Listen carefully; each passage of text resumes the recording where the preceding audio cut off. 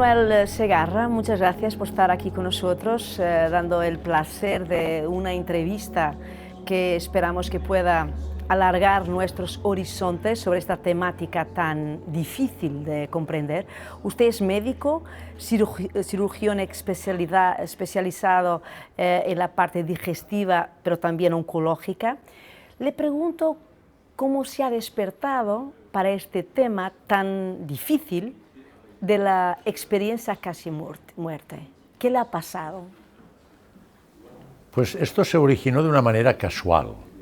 Pues un día que estaba de jefe de guardia en el servicio de urgencias de mi hospital, el Hospital Universitario de Bellvitge en Barcelona, pues recibí un paciente que después de un grave accidente ingresó en el hospital con el diagnóstico de que clínicamente definimos como muerte clínica. Es decir, es un paciente que está en paro cardíaco, paro respiratorio, sin reflejos, con midriasis, es decir, dilatación pupilar, y sin actividad mental. Esta muerte clínica se objetiva con un electrocardiograma que es plano, es decir, no hay actividad contráctil cardíaca, y a partir de los 15-20 segundos de paro cardíaco, el electroencefalograma también es plano, es decir, ya no hay actividad mental. Ante este diagnóstico de muerte clínica hay que intentar recuperar lo más rápidamente posible al paciente para evitar daño neuronal, es decir, que se lesionen las neuronas por falta de irrigación cerebral. Conseguimos recuperarlo con las medidas habituales, que es el masaje cardíaco, la punción intracardíaca con adrenalina para estimular la contractibilidad cardíaca, ventilación pulmonar con oxígeno al 100% sincronizado con el masaje cardíaco y después la aplicación de descargas con el DEA, con el desfibrilador. Este paciente, después de pocos minutos, conseguimos recuperarlo, lo operé, tenía una hemorragia, que era la causa de su muerte clínica, y en el postoperatorio me contó o me manifestó que, coincidiendo exactamente con el tiempo en que clínicamente estaba muerto, me contó una serie de vivencias y experiencias que a mí me llamaron profundamente la atención. Mi formación como médico, como todos los médicos, en el currículum de la licenciatura en Medicina y Cirugía en todas las facultades, se fundamenta siempre en el método científico cartesiano y newtoniano, sobre una ontología materialista. Entonces, con esta visión materialista, uno de los padres del método científico, René Descartes, en el siglo XVII, y también Isaac Newton, pienso, luego existo. Exacto, él definió la vida precisamente como pienso, luego existo. Entonces, a mí me llamó mucho la atención que un paciente que está clínicamente muerto, que no puede pensar, que no tiene actividad mental, objetivado con el electroencefalograma plano, ¿cómo puede ser que nos manifieste una serie de vivencias y experiencias? Y eso es lo que usted define como conciencia no local. No, yo esto lo defino como experiencias cercanas a la muerte. Muy bien, pero esa conciencia que la persona manifiesta presupone que la persona piensa mismo muerta. O sea, que la muerte no es muerte. O sea, que hay pensamiento y que hay vida después de la muerte. Esto es precisamente cuando yo intenté buscar una explicación lógica y científica de este fenómeno, de las experiencias cercanas a la muerte, yo entendí por los principios del método científico que el individuo no podía tener conciencia, lo que llamamos conciencia local o neuronal, típica o propia de la actividad metabólica de las neuronas, porque las neuronas no funcionan a consecuencia del paro cardíaco.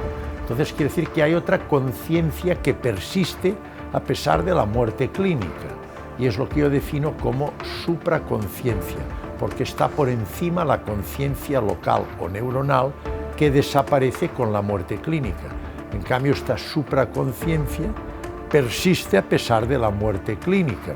Prueba de ello es que no tiene conciencia local, no funciona el corazón, no funciona el cerebro, sin embargo nos manifiesta una serie de vivencias y experiencias, prueba de que persiste una conciencia que yo defino como supraconciencia. ¿Cuántos casos ha usted estudiado? Yo he estudiado muchísimos casos, cientos de casos. Es que son tan frecuentes. Si usted coge la bibliografía mundial, verá que son miles y miles los casos descritos en la bibliografía mundial. De experiencias cercanas a la muerte. Y entonces explíqueme, por ejemplo, podemos partir del ejemplo inicial que ha tenido con su paciente. Estas personas, ¿qué describen? ¿Cuál es la experiencia parecida que todos tienen? Es estos ítems que describió Bruce Greyson. Pueden ser completas o parciales. Yo tengo completas, le explicaré un caso completo. Por ejemplo, de un personal sanitario que a mí me llamó muchísimo la atención. Era un personal sanitario del sexo femenino que trabajaba en el hospital y nos conocía perfectamente a todos los médicos que la atendimos. Esta enferma tuvo un gravísimo accidente de circulación y la llevaron corriendo aquel día al hospital, porque el hospital mío es donde estaba más cerca, donde ella tuvo el accidente. Y aquel día yo estaba de jefe de guardia también. La recibí y entró ya en el hospital con el diagnóstico de muerte clínica. Entonces yo tuve una gran sorpresa, diagnóstico de muerte clínica, pero reconocí a esta paciente que yo la conocía, que era una sanitaria compañera de mi hospital. La reanimamos, la operé porque tenía una gran hemorragia intraabdominal, un hemoperitoneo por una lesión de hígado y bazo. Se recuperó y en el postoperatorio yo le pregunté si había tenido una experiencia. Ellos son reacios a contarlo, porque saben que al contarlo no les vamos a creer. Es una cosa que sale de lo normal y tiene miedo que cuando lo cuentan les digamos: esto son tonterías, no se preocupes porque usted estaba muy mal. Pero yo insistí y ella al final me lo contó. Entonces todos cuentan lo mismo. Lo primero que ellos perciben es una sensación de salida del cuerpo. Y desde una posición elevada ellos ven perfectamente todo lo que está ocurriendo en la habitación donde se les está atendiendo. Tienen una sorpresa inmensa porque reconocen a su cuerpo. Esto se llama autoscopia. Autoscopia, ver su miran. Ven su propio cuerpo y no pueden entender que su cuerpo esté echado sobre una camilla con un grupo de sanitarios que están haciendo maniobras y ellos desde una posición más elevada lo identifican perfectamente. Pero esa persona que sale del cuerpo es la misma persona. La misma, identifica, ella dice: este es mi cuerpo. Por esto llamamos autoscopia, reconocerse a sí mismo. Pero puede atravesar espacio, tiempo, o sea que esa persona adquiere, ese yo que sale del cuerpo adquiere otras capacidades. Otras características totalmente distintas. ¿Qué son? Esta persona no solo reconoció su cuerpo, sino que nos reconoció a todos nosotros. A mí me dijo: usted me estaba haciendo masaje cardíaco y me pinchó el corazón. El doctor tal, con nombre y apellidos, anestesista, me estaba ventilando. La doctora tal, con nombre y apellidos, me estaban pasando sangre, de hematología era ella. Y no lo podría recordar. Era imposible, porque entró muerta, sin actividad cerebral, y nos reconoció a todos, y reconoció a un traumatólogo con nombre y apellidos que le estaba inmovilizando una fractura. Entonces ella, de sorpresa, intentó acercarse. No se pueden comunicar con los métodos habituales. Me tocó. Tuvo una sorpresa inmensa, porque al tocarme pasó a través mío. Pasó a través de la pared y me explicó y comentó todo lo que estaba ocurriendo con toda clase de detalles en las distintas dependencias del servicio de urgencias, que yo posteriormente revisé. Fui al servicio de urgencias, miré ordenadores, hablé con el personal y puedo certificar que exactamente lo que me contó es lo que estaba ocurriendo cuando ella estaba clínicamente muerta y yo le estaba haciendo masaje cardíaco. Posteriormente contactan con unos seres que llaman seres de luz, que les ayudan, les dan sensación de paz, de armonía. Esta enferma contactó con su madre. Es muy frecuente que contacten con seres con los que estaban profundamente unidos afectivamente y ya fallecidos. Esta enferma contactó con su madre, estaba en duelo y llorando me dijo: doctor, la muerte no existe. Yo me he comunicado con mi madre telepáticamente, me ha dicho que me espera que termine mi ciclo en la dimensión humana, que nos vamos a encontrar otra vez. Esto es frecuentísimo, hay miles de casos descritos desde contacto con seres ya fallecidos, familiares, amigos. Y posteriormente vio una luz, esto lo refieren todos. Y en el momento que contactan con la luz tienen una sensación de paz, de armonía, de gozo y especialmente amor, como jamás han vivenciado en la dimensión humana. Es muy frecuente, esta enferma lo tuvo, ven su vida pasada y presente y algunos incluso futuro. Y finalmente ella fue obligada, no quieren regresar, porque su situación es tan placentera, llena de amor, de paz, de armonía, una sensación tan extraordinariamente agradable, nunca vivenciada en la dimensión humana, que no quieren volver. ¿Y por qué vuelven?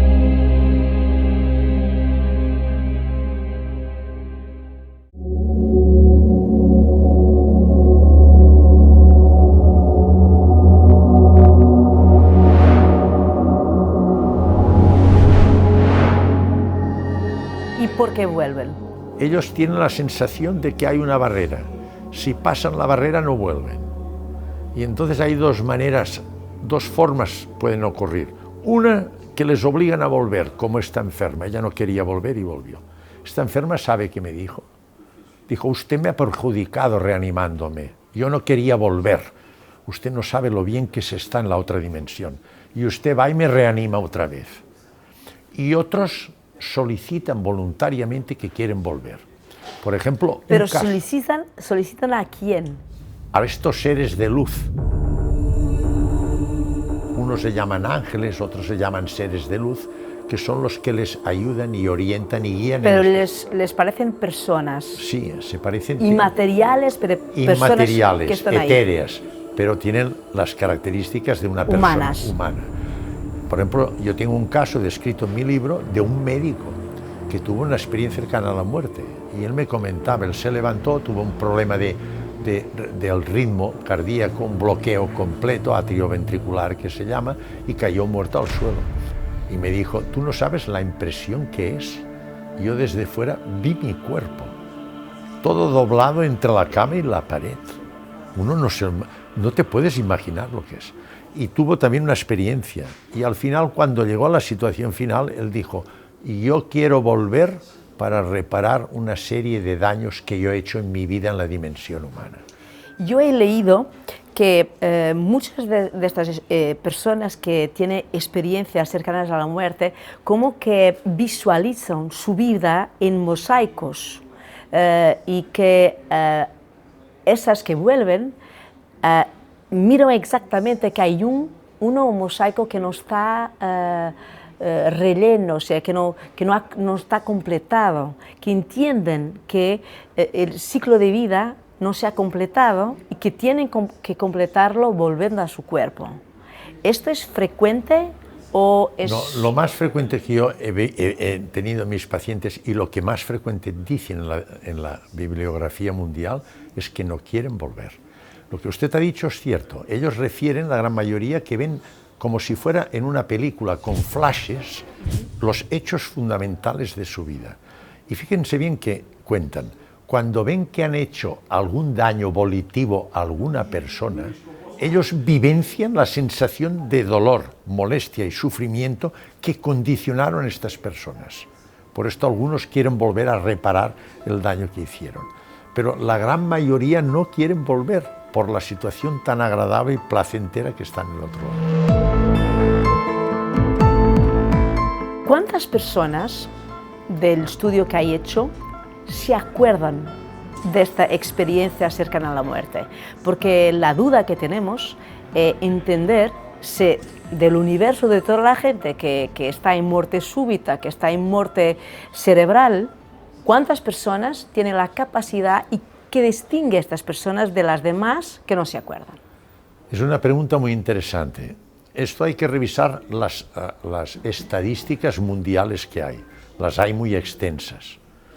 Nosotros estamos organizando una estadística muy amplia. Queremos recoger hasta 1000 casos de experiencias cercanas a la muerte. En todas las estadísticas mundiales que hay, esto es lo que llamamos incidencia.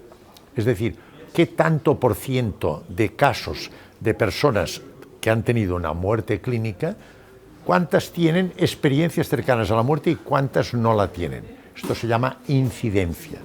Las estadísticas oscilan entre 15, 18 hasta un 25% que la tienen y otras no tienen.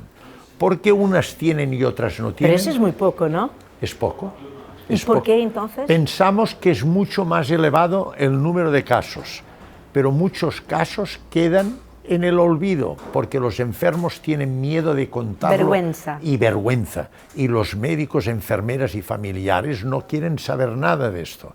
Y si quieren decir algo, enseguida les dicen, esto son tonterías y alucinaciones, no hable de esto, porque hay casos... Que se las has tomado como un loco. Es que hay casos en la biografía que el enfermo ha insistido en explicar su experiencia, han sido diagnosticados como psicópatas y han recibido tratamiento psiquiátrico.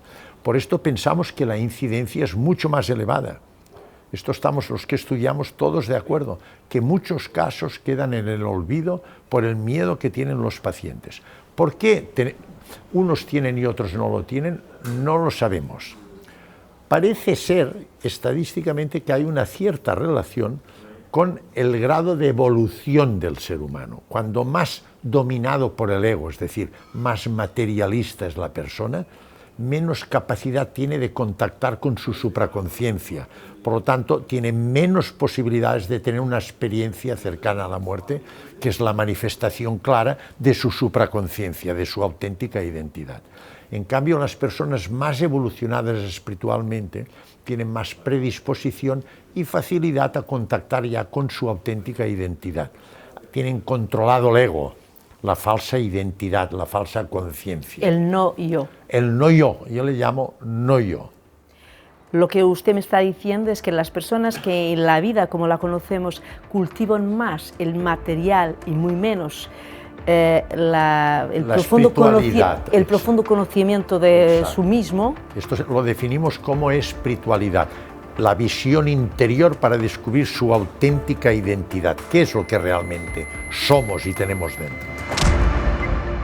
¿Hasta qué punto usted tiene sentido que la ciencia, la comunidad científica está abierta a esta revolución, le voy a llamar así, que usted está haciendo?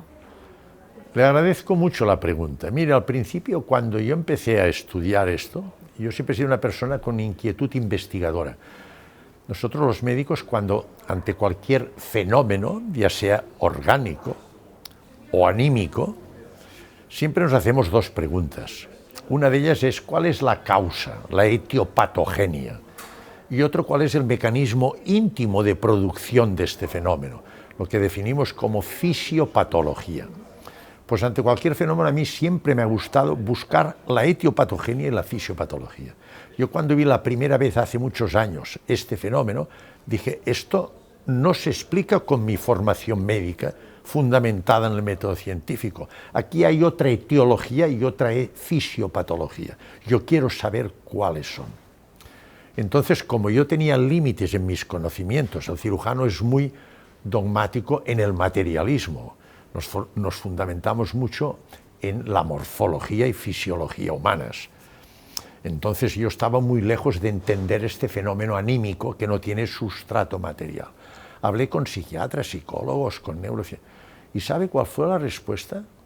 Me dijeron, no te metas en estos temas porque todo esto son alucinaciones y saldrás perjudicado tú profesionalmente y perjudicarás tu servicio.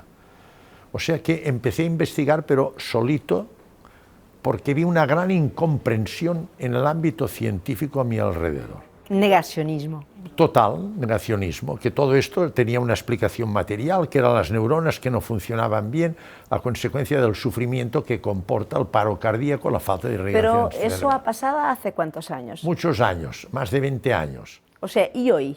Hoy que usted aparece en las redes mucho. Sociales, que tiene millones de seguidores, que da conferencias en todas las partes del mundo, que escribe este libro, que habla con los demás entrevistadores del mundo, la pregunta que le hago es, ¿qué ha cambiado? Totalmente. ¿Pero por qué? Ha cambiado porque ¿La reputación? Hoy, con el progreso científico y estudiando seriamente las experiencias cercanas a la muerte, hoy podemos decir que hay una serie de pruebas objetivas y pruebas con base científica que explican y justifican totalmente que las experiencias cercanas a la muerte son ciertas, no son alucinaciones. Esto es algo que no tiene nada que ver con la conciencia local, es otra conciencia. Eso no existía hace 20 años. Esto no existía. Hoy tenemos pruebas objetivas. Incluso tenemos con el estudio de la mecánica cuántica, la física cuántica, una aproximación que nos permite ver un paralelismo muy marcado, una analogía, una semejanza entre los principios fundamentales de la mecánica cuántica y los fenómenos que nos explican.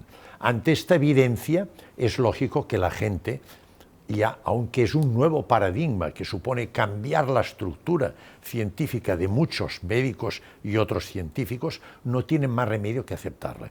Y hoy le puedo decir, me llaman universidades que hagan clases magistrales, me llaman reales academias de medicina y cirugía que haga conferencia ante todo el personal académico. Filósofos, teólogos y las máximas autoridades religiosas.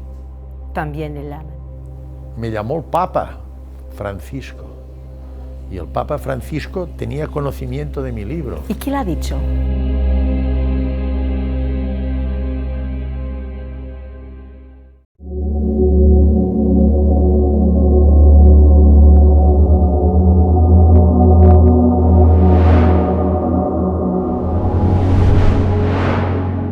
Me llamó el Papa Francisco y el Papa Francisco tenía conocimiento de mi libro. ¿Y qué le ha dicho? Se le puede preguntar, claro. Sí, porque yo no he dicho nada hasta que a mí desde el Vaticano me dieron el permiso de que esto podía ser público. Fue el día 10 de junio, antes de que enfermara el Papa Francisco. Él me llamó y quería hablar, tuve una audiencia privada con él, estuve media hora charlando solito. Y entonces me dijo preguntas muy interesantes. Una de ellas que me dijo, dice, ¿cómo es que usted llena teatros de 2000 personas o más y las iglesias están vacías? ¿Se da usted cuenta la pregunta? Claro. Y yo le contesté, digo, la respuesta es un poco dura, su santidad. Y él me contestó, dice, usted está aquí para decir la verdad. Digo, pues se la voy a decir. Digo, la Iglesia es fundamental. Llegamos a un acuerdo en principio básico, que es que existe una conciencia universal primera, una conciencia, una inteligencia primera, que es el origen de todas las religiones. Nosotros le llamamos Dios, otros se llaman Jehová, Alá, Brahma, Tao, registro acásico, y llámenle como quiera, pero hay una conciencia primera. Y esta conciencia... Un arquitecto original. Exacto, un arquitecto, usted lo ha dicho, un arquitecto que ha hecho y mantiene todo esto. Y que no pone en causa la cuestión del Big Bang, pero que está antes, y que es la inteligencia que ha motivado el Big Bang. Lo que usted me está diciendo es que en parte la religión no es contraria a la ciencia. No. La ciencia no consigue explicar con el conocimiento a que ha llegado hoy todo lo que la religión presupone. La ciencia cada vez explica muchas más cosas. Sí, pero todavía la razón humana no llega para justificar todo. Estoy de acuerdo con esto, que nos falta mucho por saber, pero sí que tenemos ya pruebas que nos permiten afirmar que hay algo más que la conciencia. Entonces le dije, y ese algo más se puede llamar Dios. Es la manifestación de Dios en cada uno de nosotros. ¿Qué es la supraconciencia? Es la supraconciencia. O sea, cada uno de nosotros... Es Dios en cada uno de nosotros. Esta supraconciencia es holística respecto a la conciencia primera. Por esto, con el Papa llegamos a una conclusión los dos. Hay que tener el máximo respeto a todas las religiones. No podemos decir que hay una religión auténtica, las demás son falsas. Cada pueblo tiene necesidad de espiritualidad, de buscar esta supraconciencia. Y entonces cada uno la estructura a través de la religión para ayudar a encontrarle según su idiosincrasia, sus tradiciones, sus costumbres. Usted tiene una frase que me parece muy fuerte, que dice, todo el miedo es el miedo de la muerte. Y me pregunto, el Papa Francisco estaba consciente de que la muerte era inminente una... No, él no estaba en absoluto. Yo cuando hablé con él tenía sus problemas de dificultad de moverse, le costaba mucho levantarse, pobrecito, se levantó para saludarme y le costó mucho con bastón y tal. Pero después su cabeza estaba perfecta y él no tenía ninguna sensación de que se iba a morir, en absoluto. Pero él no temía en absoluto la muerte. ¿No? En absoluto no tenía la muerte. No la temía en absoluto. Tenía la idea muy clara. Lo que le pregunto es porque muchos católicos han dicho que no podrá ser una casualidad, o sea, sino una causalidad, que el Papa Francisco ha muerto justo el día siguiente a la Pascua Católica. Un día muy importante para la comunidad católica en el año del jubileo. Lo que pregunto es que ese Papa Francisco, con toda la espiritualidad que estaba muy espiritual en sí mismo, ha tenido conciencia de que había completado su ciclo de vida. Yo esto no se lo puedo decir en absoluto. Le puedo decir una cosa, en la vida no existe el azar o la casualidad, todo tiene su causalidad, aunque nosotros muchas veces no lo sabemos y lo atribuimos al azar, pero todo tiene su causa. Yo no sé su grado evolutivo y si él realmente sabía o no sabía si había hecho su ciclo. La única cosa que sí le puedo asegurar es que llegamos a un acuerdo. Como usted ha dicho muy bien, todo miedo, por banal y pequeño que sea, en el fondo está provocado siempre por el ego, nuestra falsa identidad, el no yo, y en el fondo es miedo a la muerte. El ego teme la muerte porque como tiene un origen material, sabe que con la muerte física desaparece. Entonces la muerte quiere decir el fin del ego. Después tuve ocasión de visitar y tener un encuentro con el Dalai Lama en la India. Con el Dalai Lama. ¿Y has sentido lo mismo? Lo mismo. Una espiritualidad, una santidad tenía aquel ser. ¿Usted le parece que está hablando un lenguaje universal? Totalmente, es lo mismo en todas partes. Que va a crear puentes entre todas las religiones, países, culturas. Está usted diciendo la verdad. Los políticos, los poderes fácticos y los medios de comunicación actual se fundamentan en el ego. Y el ego es egoísta. Y lo que persigue es éxito, fama, riqueza, poder, dominio.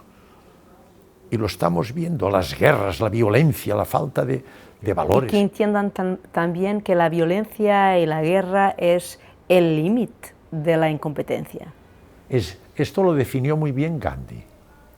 Gandhi dijo, la violencia es el límite de la incompetencia. Cuando no tenemos ya más recursos y medios para justificar nuestra actitud, agredimos verbal o físicamente. Y Gandhi también dijo otra gran cosa, maravillosa. Dijo, el cambio que precisa el universo y que todos aspiramos a conseguir debe empezar con un cambio en uno mismo. Hemos de cambiar cada uno de nosotros. Profesor, ha sido un placer inmenso poder entrevistarlo y compartir sus ideas con Portugal a través de nuestra cadena. Muchas gracias. Le agradezco muchísimo esta entrevista, amiga Sandra. Le tengo que decir que me he encontrado muy a gusto, ya lo ve muy natural, muy distendido. Usted ha sido muy agradable, con unas preguntas, pienso, muy acertadas, es decir, unas preguntas muy realmente necesarias y auténticas y muy dirigidas a la realidad desde el punto de vista etiológico y fisiopatológico del fenómeno de las experiencias cercanas a la muerte. Muchísimas gracias. Las gracias son mías. Muchas gracias, profesor.